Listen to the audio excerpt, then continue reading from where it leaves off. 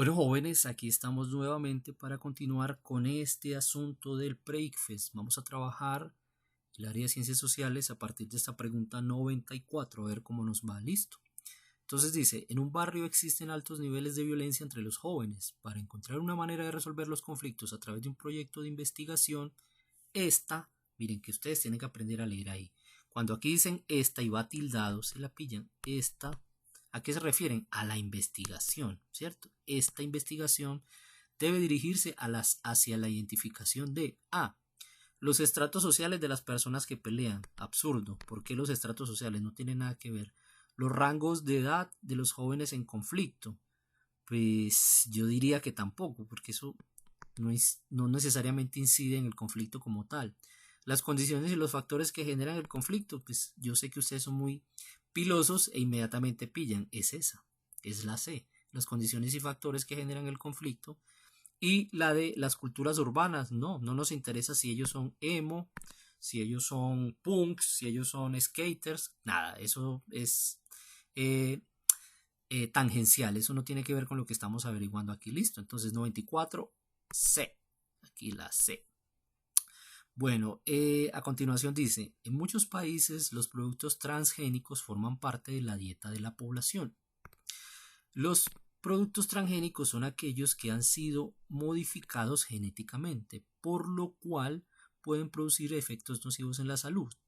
Uno de ellos es el fortalecimiento, acuérdense, la pregunta dice, uno de ellos es, o sea, te están preguntando por transgénicos, ¿cierto?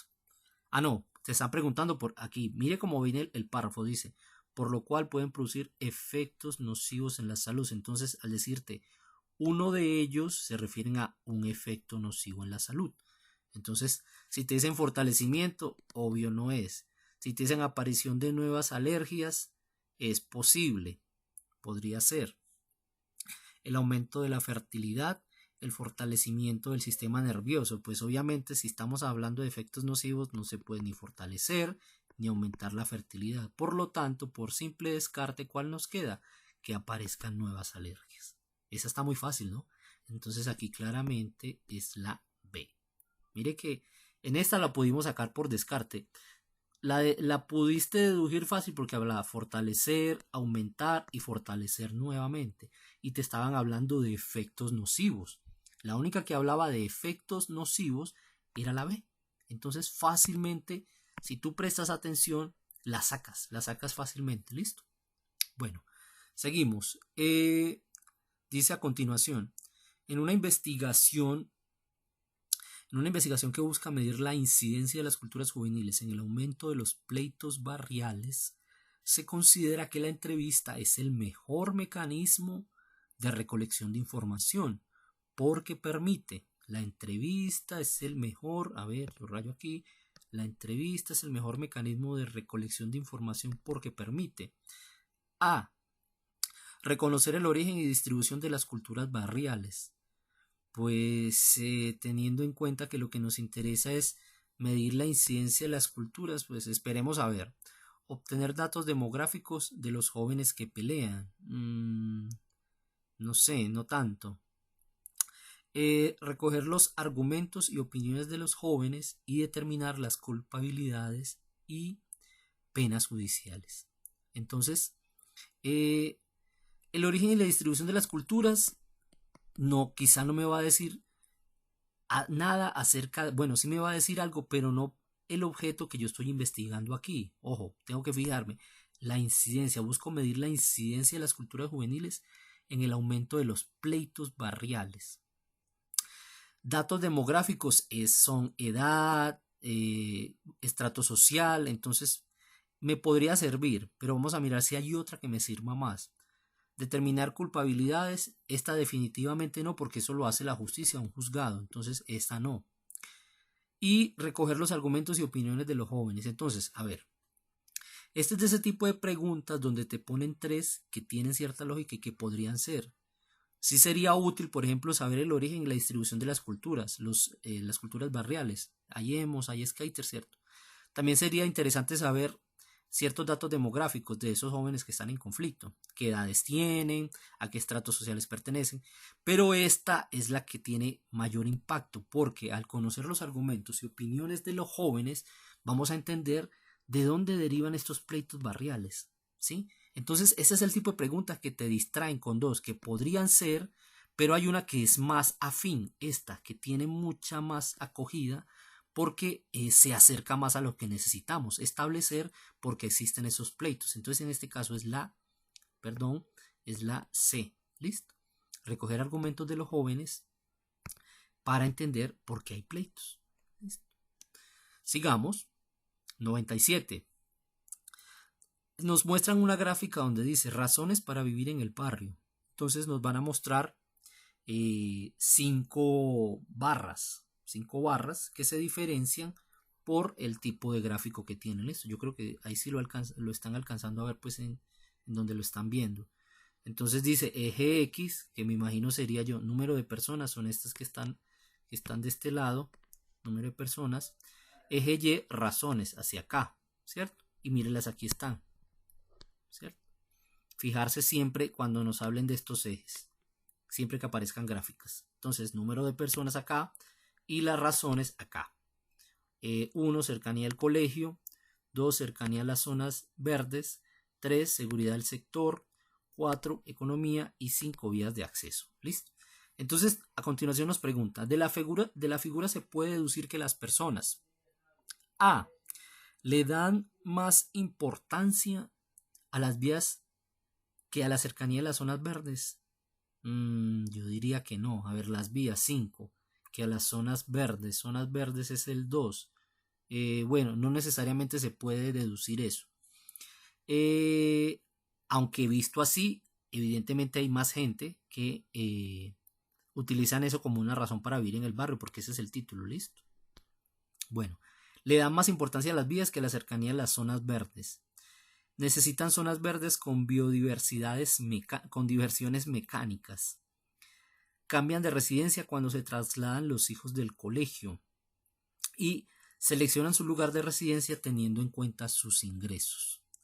A ver, la A podría ser, la B definitivamente no, porque no podemos deducir eso a partir de la gráfica. La C, cambian de residencia cuando se trasladan los hijos del colegio. Eso es una hipótesis muy aventurada que no se puede deducir de ahí. Y la D, seleccionan su lugar de residencia teniendo en cuenta sus ingresos. Bueno, la que mayor número presenta, ¿cierto?, de personas que votan por esta es la 4, que dice la economía. Eso sí es un factor que se puede deducir de ahí. Las razones para vivir en el barrio son la economía. Estamos hablando más o menos de 100 personas, 80 personas. Entonces es un indicativo que nos dice que realmente las razones para vivir en el barrio son las económicas, tal como dice la D. Seleccionar ese lugar teniendo en cuenta lo que se gana. La A tiene cierta incidencia, pero al ser la D, hablar de un mayor número de personas, 80 personas en la gráfica, es esa. Aquí es la D. ¿Listo? Borremos aquí un poco para que no quede esto tan feo y sigamos. 97, saltemos acá. 98. En el año 2006, la Unión Astronómica Internacional le dio a conocer al mundo la nueva definición de planeta. La nueva definición es la siguiente: un planeta es un cuerpo celeste que está en órbita alrededor del Sol, tiene suficiente masa para que su gravedad supere las fuerzas asociadas a un sólido rígido, de manera que asume una forma prácticamente esférica en equilibrio hidrostático y es el objeto gravitatoriamente dominante en el entorno de su órbita. De acuerdo con esta definición, el sistema solar tiene 8 y no 9 planetas. Una causa para que Plutón dejara de ser planeta es. Entonces, ojo con lo que nos dicen ahí, ¿cierto? Ojo, hay que estar pilosos ahí. Su composición, bueno, nos dicen acá, un planeta es un cuerpo celeste que está en órbita, tiene suficiente masa para su gravedad. La composición no es, porque no nos están diciendo que si porque sea de, digamos, de hidrógeno o de oxígeno o de metano, no. Si nos hablaran de esas cosas, sí tendría que ver con la composición. ¿Listo? Entonces esta no es. Su ubicación, no, nada que ver tampoco. Ahí no hablaron de ubicación.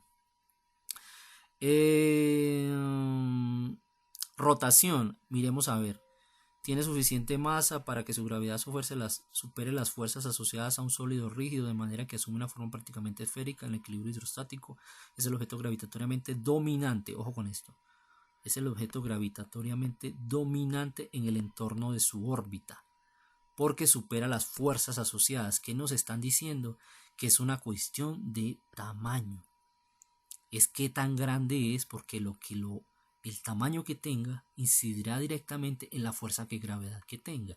Aquí no nos hablaron tampoco de rotación. Entonces, en este caso, esta está un poquito tramposilla porque te habla de asociadas a un sólido rígido. Entonces, aquí podrías creer que es composición. Pero no es composición porque no te hablan de ningún elemento. No te hablan ni de hidrógeno, ni de oxígeno, ni de metano, nada absolutamente. Entonces, descartándolas así en ese orden, es el tamaño, porque si nos dicen un objeto gravitatoriamente dominante. ¿Y cómo es un objeto gravitatoriamente dominante? Por el tamaño.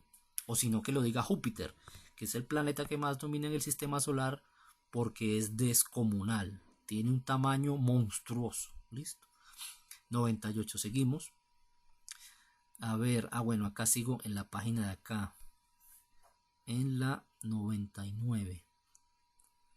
Bueno, esta, como no se ve muy bien el gráfico, vamos a ver si alcanzamos a ver. Entonces aquí tenemos que nos dicen, la anterior imagen presenta la tasa de desempleo en 2008 en un grupo de países. Aquí podemos ver los países en esta lista, aunque se ve muy borroso. Me imagino que en el cuadernillo sí se va a ver bien. Uno alcanza a ver aquí débilmente Sudáfrica, España, no sé cuál es el tercero. Aquí está Grecia, China, Estados Unidos, Francia, Brasil, Rusia, Alemania, Gran Bretaña o Inglaterra, México, Japón, Corea del Sur y Dinamarca. Este no alcanzo a ver cuál es. Este tercero, bueno, este es España, Sudáfrica. En fin, entonces nos están diciendo que Sudáfrica es el país con mayor desempleo.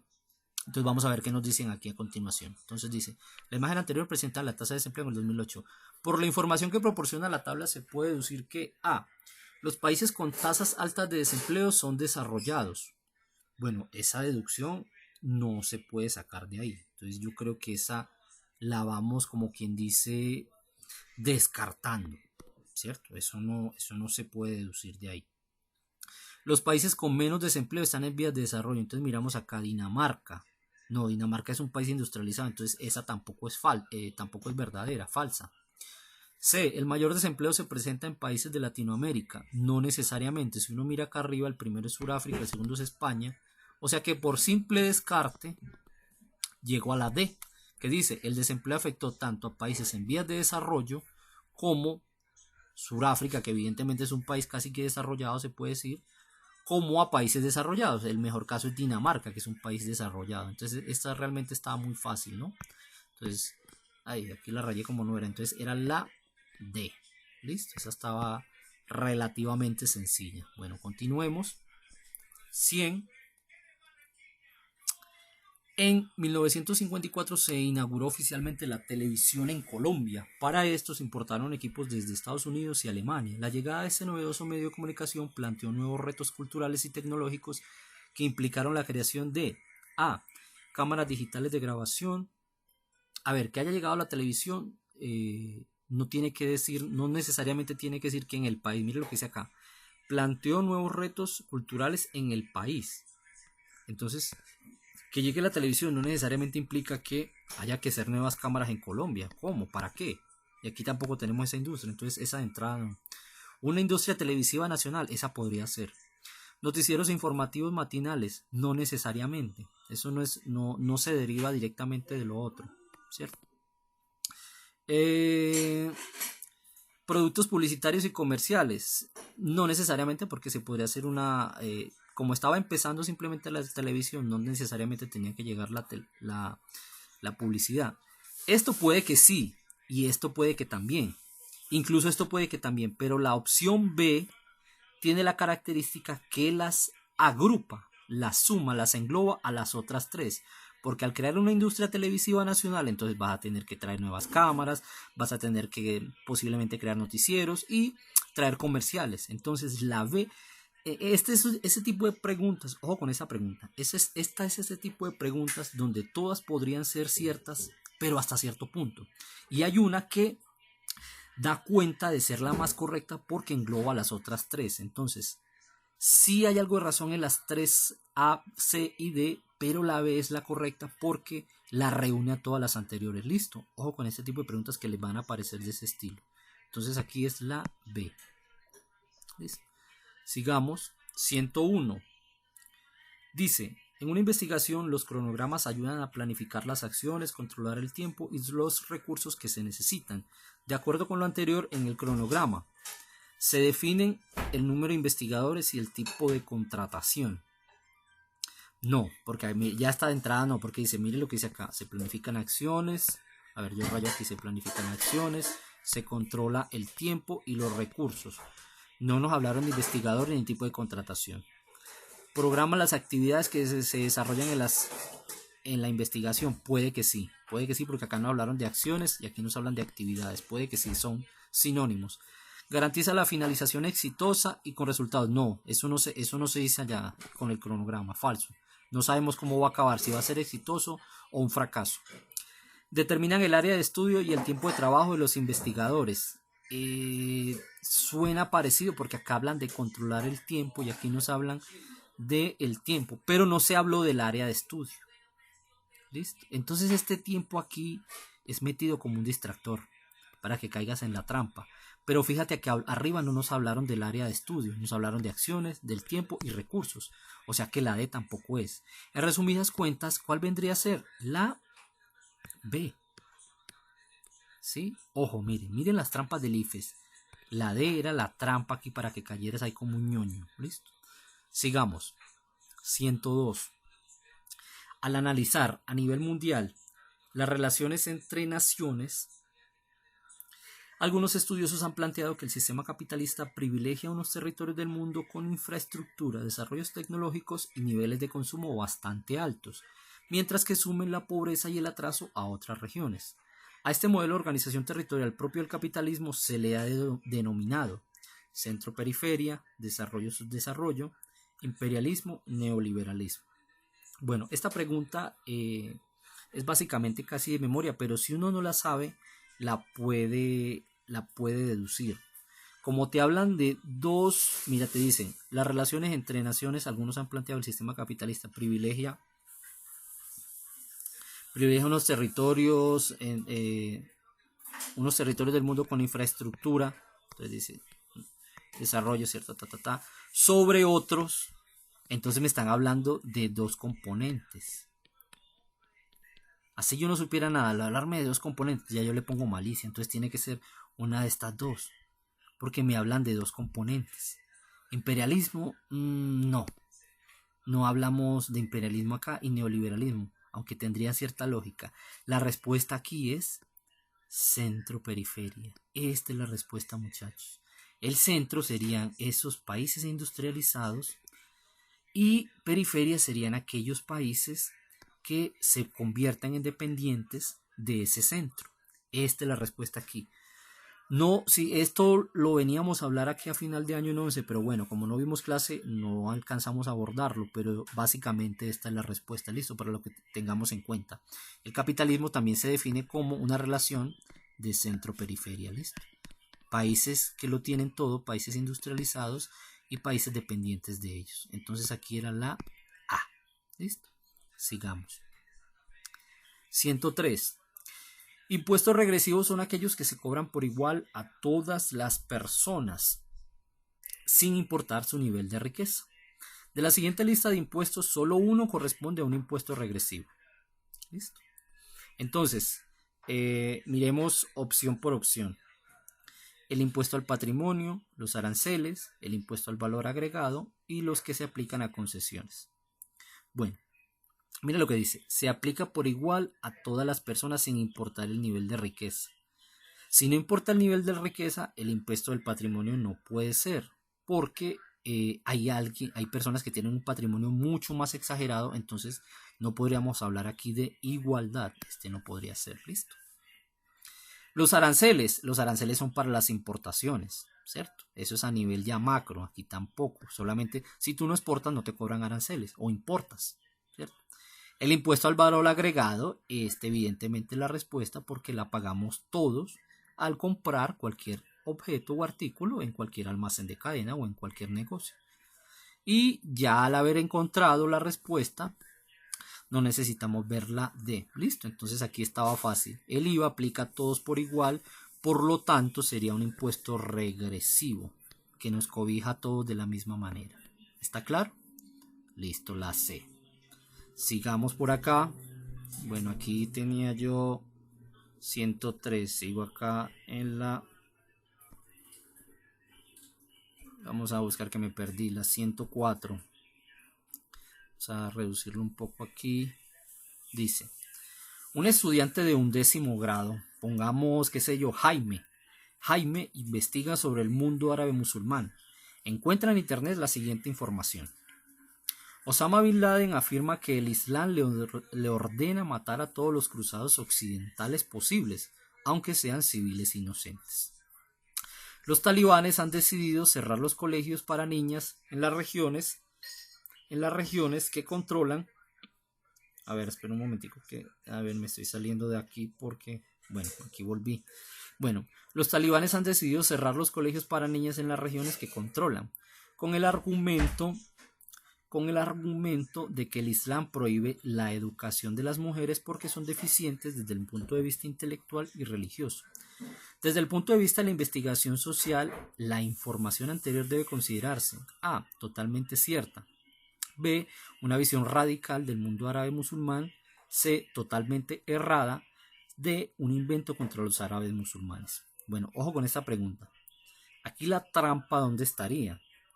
En que tú pongas que, bueno, tú sabes que eso no es cierto, ya está, aquí en esta trampa no caes tú, ¿cierto? No caes porque obviamente pensar que justificar esto es absurdo, ¿cierto? Que Osama Bin Laden afirme que el Islam ordena matar a todos. Bueno, ¿cuál es la trampa? Decir que es totalmente errada. ¿Por qué? Porque esta visión del mundo, mira, desde el punto de vista de la investigación social, la información debe considerarse como no totalmente errada. ¿Por qué? Porque así lo ven los extremistas. Para un extremista esto es la verdad. Entonces desde el punto de vista de él no está errado. Aquí lo que te están diciendo es desde un punto de vista neutral. ¿Qué podemos considerar de estas 4 opciones? Entonces no es cierta porque obviamente esto que dice ese señor es absurdo. Una visión radical del mundo árabe musulmán, esta sí podría ser, porque aquí lo que estamos encontrando es cómo observan el mundo los talibanes y Osama Bin Laden, que hacía parte de ellos, ¿cierto? Ambos tienen ¿qué? Una visión radical del mundo.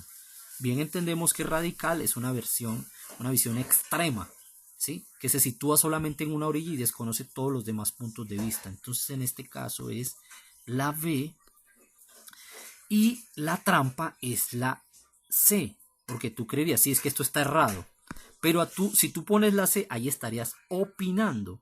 Y acuérdate, el ICFES nunca te va a pedir opiniones, te va a tratar de que te pide que trates de ser imparcial y neutral, que hagas una mirada científica. Por eso aquí habla de investigación social. Cuando tú haces una investigación social, tienes que hacer a un lado tus opiniones y tratar de ubicarte en un punto neutral según los datos que tengas. ¿Listo? Entonces esto es que un invento contra después esto también es absurdo, no tiene sentido. Así que aquí era la B. Sigamos. 105.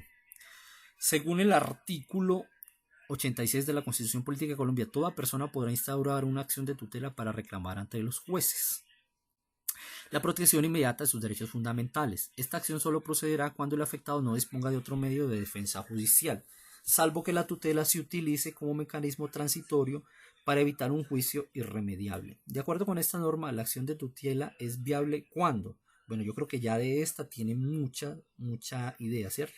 Se amenazan o vulneran los derechos fundamentales por la acción o omisión de cualquier autoridad. A una persona le han violado o vulnerado sus derechos fundamentales y por ello es víctima de un daño irreversible. A una persona le han vulnerado sus derechos fundamentales y no existe manera alguna de restituirlos. Una persona desconoce los mecanismos ordinarios efectivos para que le protejan los derechos vulnerados. Bueno, esta está un poquito tramposilla y aquí puede caer uno fácilmente en el error. Volvamos a leer y verá. Según el artículo 86, toda persona podrá instalar una acción de tutela para reclamar ante los jueces la protección inmediata de sus derechos fundamentales. Esta acción solo procederá cuando el afectado no disponga de otro medio de defensa, ¿cierto? Que no tenga abogados, salvo que la tutela se utilice como mecanismo transitorio, o sea, mientras tanto, o que haga el tránsito que lleve a evitar un perjuicio irremediable. De acuerdo con esta norma, la acción de tutela es viable cuando se amenazan o vulneran los derechos fundamentales por la acción o omisión de cualquier autoridad pública o de un particular. A una persona, a ver, me perdí. Entonces, a una persona le han violado o vulnerado los derechos y por ello es víctima de un daño irreversible. No, esta no. Ya encontramos aquí que no. ¿Por qué? Porque si es víctima de un daño irreversible ya no podría imponer la tutela. Básicamente, esta B es un distractor muy grande. Distractor, vamos a ponerle aquí distractor. Y la C también. A una persona se le han vulnerado los derechos fundamentales y no existe manera alguna de restituirlos. Sí existen porque para eso está la tutela, este otro distractor, ¿cierto? Y la D dice, una persona desconoce los mecanismos ordinarios efectivos. No, eso no tiene nada que ver, aunque los desconozca, es objeto de derecho. El que tú desconozcas no quiere decir que no tienes amparo bajo los derechos, o sea que esto también es un distractor. Entonces, la respuesta verdadera es la: se amenazan y vulneran tus derechos fundamentales por la acción, porque lo hicieron adrede, a propósito, o porque no se hizo, por omisión de cualquier autoridad pública o por un particular. ¿Listo? Entonces, la respuesta aquí es la A. Sigamos. 106. Vamos a ver si avanzamos. La travesía nómada. ¿Listo? Cada vez que se muere un Nukak, su tribu lo entierra en el sitio en el que falleció. Vuelve al resguardo, quema sus pertenencias y debe irse de allí porque en cualquier momento su alma puede volver a llevarse a sus parientes vivos. Esas son creencias de un grupo indígena llamado Nukak, ¿cierto? Para comprobar de forma directa, bueno, ojo con aquí, el título ya me dice algo, ¿cierto? Travesía nómada. Recuerden que nómada es el que vive en movimiento. Sería lo contrario de sedentario. Sedentario es aquel que se establece en un solo lugar y nunca se mueve de allí. Nómada sería alguien que viaja, que se desplaza. Entonces sigamos. Para comprobar de forma directa lo que describe la información interior, la información anterior, un investigador social debe. Entonces tenemos A. Entrevistar a un experto en la tribu Nucat. No, ¿para qué? Los expertos suelen equivocarse en ese tipo de cosas. Ojo, que hablamos de un investigador social. ¿Cómo lo va a hacer? B. Observar documentales sobre los Nucat. No, pues tampoco. ¿Cómo que se va a informar a través de una pantalla? Aceptar lo que informa la revista Cambio. Eso sería aceptar una información de autoridad. Tampoco. Y D. Realizar un trabajo de campo. Miren la diferencia entre que tú hables con un tercero, es que un experto, que veas un documental, que lo que diga la revista Cambio, a que vayas tú mismo, a que a partir de tu propio trabajo de campo tú seas el que reciba esa información. Entonces, evidentemente aquí es la D. ¿Listo? Un investigador social, que es por lo que te preguntan aquí, debe hacer su propia información, consolidarla a partir de su propia información, de su propio trabajo y de su propia experiencia. ¿Listo? Entonces es la D. 107. Miremos, dice: en la democracia representativa los ciudadanos eligen sus representantes para que realicen las tareas del gobierno. En la democracia participativa los ciudadanos intervienen en la toma de decisiones, vigilan y controlan el desempeño de los funcionarios públicos y el manejo de los dineros del Estado. De lo anterior se deduce que la democracia representativa y participativa A. Son formas de gobierno que restringen y discriminan la opinión de los ciudadanos. Bueno, eso es absurdo, ¿cierto? Según lo que se dijo anteriormente.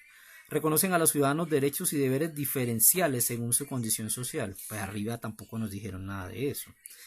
Tiene entre sus fines controlar a los gobernantes a través de la acción ciudadana. Parecería que sí, ¿cierto? Porque miren lo que dice acá: vigilar y controlar el desempeño de los funcionarios públicos. Entonces sí es controlar a los gobernantes. Y otorgan a sus gobernantes toda clase de derechos políticos sin control. Bueno, esto también nada que ver, ¿cierto? Absurdo. Entonces aquí es la C. Esa sí estaba fácil, ¿no?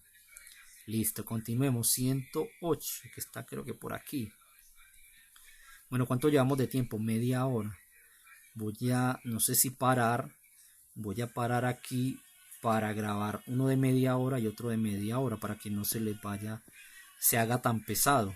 Listo, voy a grabar, voy a parar aquí y en un momentico continúo con el otro para que hagamos 2 sesiones más bien. Listo, así que cambio y fuera.